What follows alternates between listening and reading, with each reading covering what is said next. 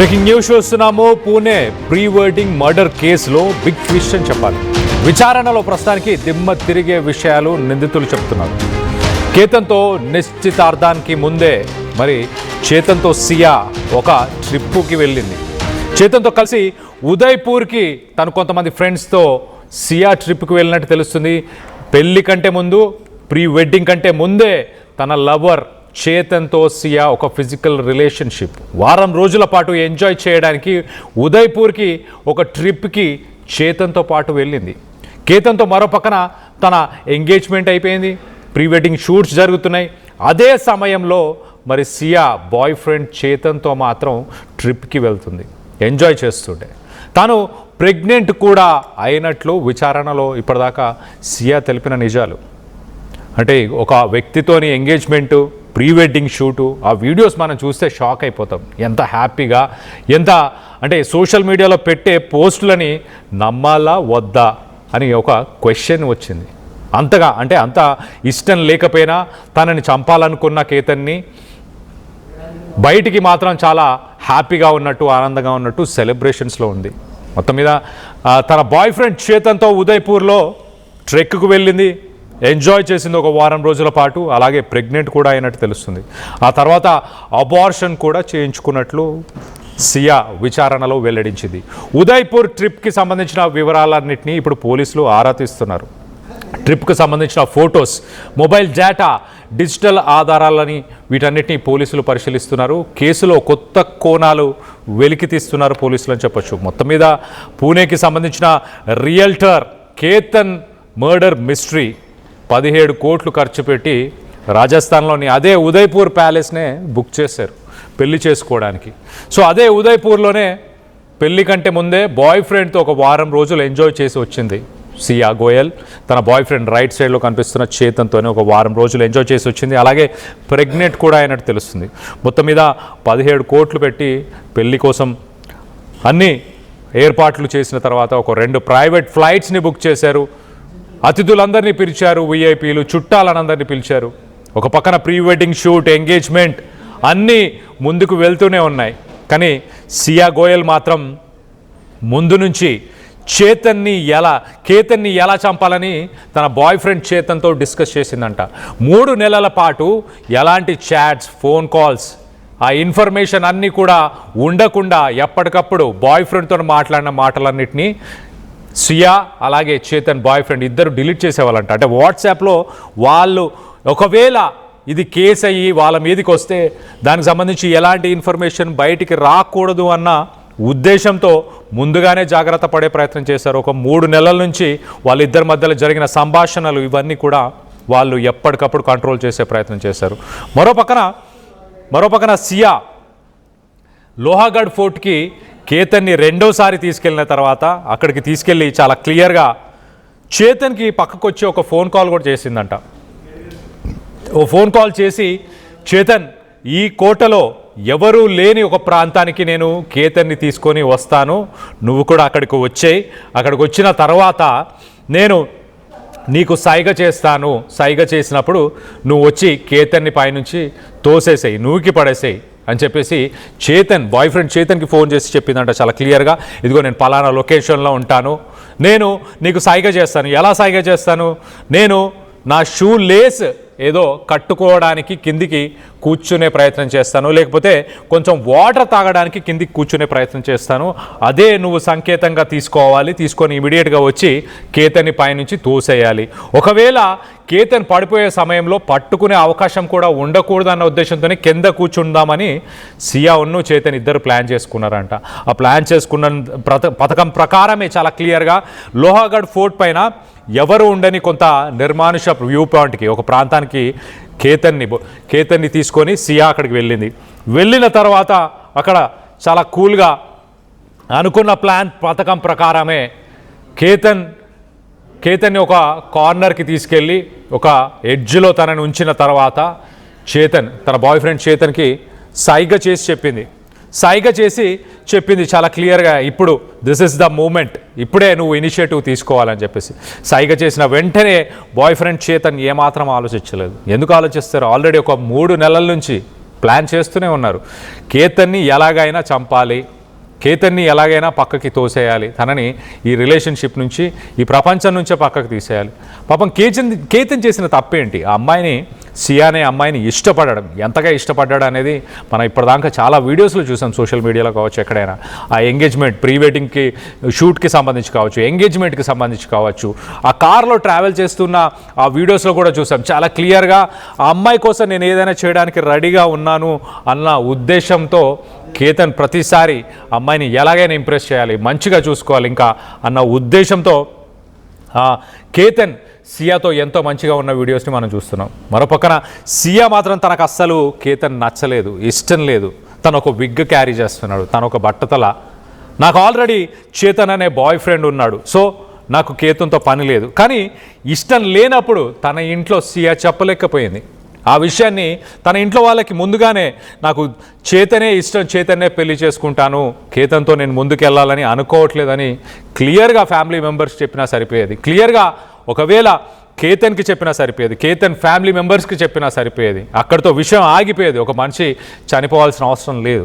తన తండ్రి కూడా నిన్న మొన్న మాట్లాడుతూ, కేతన్ వాళ్ళ తండ్రి చాలా క్లియర్గా ఏమంటున్నాడు, నా ఎదిగిన కొడుకుని వీళ్ళు చంపేశారు కాబట్టి వీళ్ళకి కఠిన శిక్షని వేయాలి అంటూ, నా ఎదిగిన కొడుకు ఇంకా తిరిగి రాడు కాబట్టి కఠిన శిక్ష వేయాలి అంటూ కేతన్ తండ్రి కోరుతున్నాడు. మరో పక్కన సియా గోయల్ అలాగే చేతన్ చౌదరి, వీరిద్దరు ఇన్వెస్టిగేషన్లో వీళ్ళు చెప్పే విషయాలని వింటుంటే విస్తుపోయే విషయాలు అనాలి, ఒక రకంగా షాక్కు గురి చేసే విషయాలని చెప్పాలి. ఆ విషయాలన్నీ కూడా ఒకసారి డీటెయిల్గా చెప్పే ప్రయత్నం చేస్తా. పూణేకి సంబంధించిన రియల్టర్ అని చెప్పొచ్చు కేతన్. మరో పక్కన చాలా ఆర్థికంగా చాలా బలమైన వ్యక్తి అని చెప్పొచ్చు. 600 కోట్లకు సంబంధించిన ఆ బిజినెస్లు, ఆస్తులు ఉన్నాయంటూ చాలామంది చెప్పుకొస్తున్నారు. మొత్తం మీద అంత డబ్బు ఉన్న కేతన్ మరి కొండ అంచు వద్ద నిలబడి ఉన్న సమయంలో మరి ఎవ్వరికీ అనుమానం రాకుండా షూలెస్ కట్టుకోవడానికో లేకపోతే నీళ్లు తాగడానికో ఆ కారణంతో సియా కొంత నీళ్ళపైన కూర్చునే ప్రయత్నం చేస్తుంది. అదే సమయానికి ఇదే కేతన్ని తోసేయడానికి సింబల్, ఒక సిగ్నల్ అని చేతన్కి ముందుగానే పక్కకు వచ్చి ఒక ఫోన్ కాల్లో చెప్పింది. దాని తర్వాత ఒక నిర్మానుష ప్రదేశానికి, లోహాగఢ్ ఫోర్ట్లోనే ఒక కార్నర్, ఒక వ్యూ పాయింట్కి తీసుకెళ్ళింది కేతన్ని. అక్కడ కేతన్ నిల్చొని ఉన్నాడు. దాని తర్వాత సియా తన షూలేస్ కట్టుకోవడానికి కిందికి కూర్చోవడం జరిగింది. ఇమీడియట్గా వెనక నుంచి చేతన్ వచ్చాడు. ఇమీడియట్గా కేతన్ అక్కడి నుంచి తోసి పారేశారు. మరో పక్కన డిజిటల్ ఎవిడెన్సెస్ ఏమీ ఉండకుండా ఒక 3 months నుంచే వీరిద్దరి మధ్య జరిగిన కాల్ కాన్వర్జేషన్స్ కావచ్చు, వీళ్ళిద్దరి మధ్యలో జరిగిన చాట్ కాన్వర్జేషన్స్, ఫొటోస్ షేర్ చేసుకున్న డీటెయిల్స్ అవన్నీ కూడా వీళ్ళు ఎప్పటికప్పుడు డిలీట్ చేసే ప్రయత్నం చేశారు. లోహాగఢ్ ఫోర్ట్కి వెళ్ళిన తర్వాత కూడా మరి సియా పక్కా ప్లాన్, పథకం ప్రకారమే బాయ్ ఫ్రెండ్తోని మరొక సీక్రెట్ కాల్ మాట్లాడింది. ఇంకో పక్కన చేతన్ ఈ తీసుకున్న జాగ్రత్తలు, ఈ సమయంలో చేతన్ చేసిన పనులన్నీ కూడా చెప్పే ప్రయత్నం చేస్తా. చేతన్ తను లోహాగఢ్ ఫోర్ట్కి తన ఇంటి నుంచి సుమారు 90 కిలోమీటర్లు, 90 నుంచి 100 కిలోమీటర్లు కార్లో వస్తే ఈజీగా ఐడెంటిఫై చేస్తారు, కార్ నంబర్తో సహా నన్ను ఐడెంటిఫై చేసే అవకాశం ఉంటుందని చెప్పేసి చేతన్ చాలా తెలివిగా ఒక 2-wheeler పైనే ఆ 90 కిలోమీటర్లు ప్రయాణం చేసి ఆ 2-wheeler పైన వచ్చినట్టు తెలుస్తుంది. ఎందుకు అని అంటే ఆ 90 కిలోమీటర్ల డిస్టెన్స్లో మధ్యలో టోల్ ప్లాజాలు ఉన్నాయి. ఆ టోల్ ప్లాజాల దగ్గర సీసీటీవీలు ఉంటాయి. ఆ కార్ని రిజిస్టర్ చేస్తారు. ఇవన్నీ వివరాలని ఈజీగా ట్రేస్ చేసే అవకాశం ఉంటుంది. 2-wheeler అనుకోండి, టోల్ కట్టాల్సిన పని లేదు కాబట్టి పక్క నుంచి వెళ్ళిపోతారు కాబట్టి ఓకే, దాని మీద అంతగా దృష్టి సారించారు పోలీసులు అన్న ఉద్దేశంతో. దాని తర్వాత ఈ 90-100 కిలోమీటర్లు ట్రావెల్ చేసి తను రిటర్న్ ఇంటికి వెళ్ళిపోయిన తర్వాత ఇమీడియట్గా బట్టలను కూడా మార్చేసుకున్నాడంట.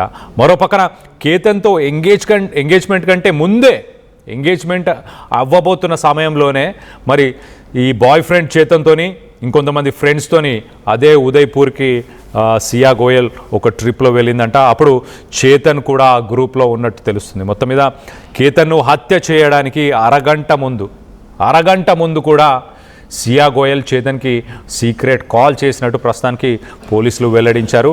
కేసు దర్యాప్తులో ఈ కాల్ రికార్డింగ్ అత్యంత కీలకంగా మారిపోతుంది, డిజిటల్ ఎవిడెన్స్గా ఇది మారనుంది అన్నట్టు పోలీసులు తెలుపుతున్నారు. ఆ సమయంలో వారందరూ అంటే ఇటు చేతన్, బాయ్ ఫ్రెండ్ చేతన్, అలాగే సియా గోయల్, అలాగే కేతన్ వీరందరూ కూడా అదే లోహాగఢ్ ఫోర్ట్లో అక్కడే ఉన్నట్టు తెలుస్తుంది. ఆ సెల్ ఫోన్ టవర్స్ సిగ్నల్స్ ప్రకారం అక్కడే ఉన్నారు అన్న ఇన్ఫర్మేషన్ని ప్రస్తుతానికి పోలీసులు వెల్లడించారు. ప్రతిరోజు చూస్తుంటే విస్తుపోయే విషయాలు వెలుగులోకి వస్తున్నాయి. ఈ ఘటనకు సంబంధించి అసలు మీరేమనుకుంటున్నారు? ఈ సియా గోయల్ చేసిన ఈ పని ఈ మధ్యకాలంలో మనం చూస్తే చాలామంది బాయ్ ఫ్రెండ్స్ కోసం పెళ్ళైన మహిళలు భర్తలను చంపేసి వెళ్ళిపోతున్నారు. ఇష్టం లేని పెళ్లి చేసుకొని ఏదో ఒక ప్రాంతానికి తీసుకెళ్ళి చంపేసే ప్రయత్నం చేస్తున్నారు. అలాగే ఇతర వ్యక్తులతోని ఎఫ్ఐఆర్స్ పెట్టుకొని వాళ్ళ భర్తలను కానీ బాయ్ ఫ్రెండ్స్ కానీ చంపడం జరుగుతుంది. అలాగే ఒకవేళ ఇవన్నీ చేయాల్సిన అవసరం ఏముంది? ఎందుకు ఇంత చిన్న విషయాలను కూడా ఆలోచించలేకపోతున్నారు? మీ జీవితంలో అది పెద్ద విషయం అయి ఉంటే మీరు వెంటనే ఆ రిలేషన్షిప్ నుంచి మీరు బయటికి కూడా వెళ్ళిపోయే అవకాశం ఉంటుంది. మిమ్మల్ని ఎవరు ఆపే అవకాశం లేదు. పెళ్ళైన వాళ్ళు లీగల్గా మ్యూచువల్గా మాట్లాడుకొని డివోర్స్ తీసుకోవచ్చు. పెళ్ళి కాని వాళ్ళు ముందు నుంచే ఎవరి దారిన వాళ్ళు మూవ్ ఆన్ అయిపోవచ్చు లైఫ్లో.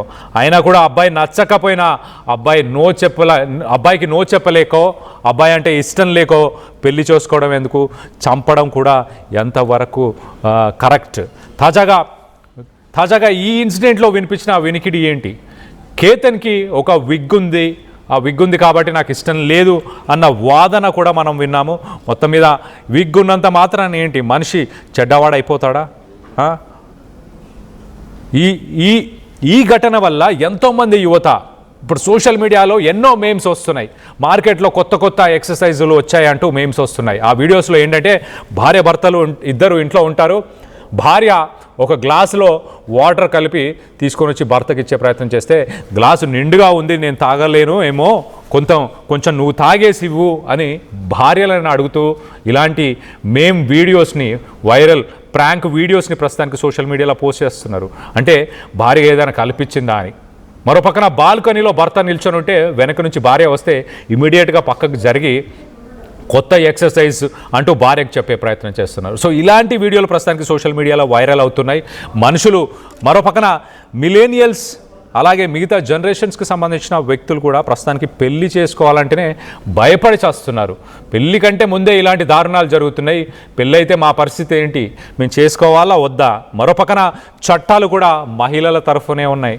మహిళలు వాళ్ళు పెట్టే కేసులను కూడా మేము భరించలేము అంటూ కూడా యువత ప్రస్తుతానికి భయభ్రాంతులకు గురవుతున్న పరిస్థితి. మొత్తం మీద మీరు ఈ విషయానికి సంబంధించి ఈ ఘటనకు సంబంధించి మీరేమనుకుంటున్నారు? మీ అభిప్రాయాలను కింద కామెంట్ రూపంలో తెలియపరచండి.